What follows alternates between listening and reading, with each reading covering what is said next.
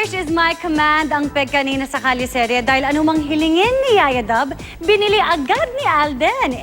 May gusto nga bang sabihin si Yaya sa Pambansang Bay? Makichika kay Lars Santiago. Kamusta na si Yaya? Anong sabi ng doctor? Naglilihi. Ano raw? Si Yaya Dub? Naglilihi? Hindi si Yaya. Yung doktor. Naglilihi. Absent sa kalye-serye si Yaya today para raw makapagpahinga matapos himatayin kahapon.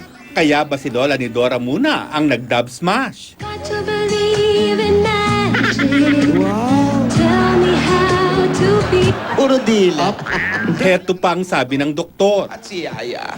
Oh. Nagka-amnesia. Wow! Nakalimutan kumain. Ah. Ayun, nahilo, bumagsak. Pero seriously speaking, sino nga ba ang tumawag kay Lola kahapon? Si Yaya. Oh. Pero hindi ko sigurado. Yan ka. Mukhang tama ang hula ng marami. Parang si Yaya lang. May tama raw sa puso. May tama sa puso. May tama sa puso? May tama sa'yo, Alden. Ikaw, Alden, may tama ka ba?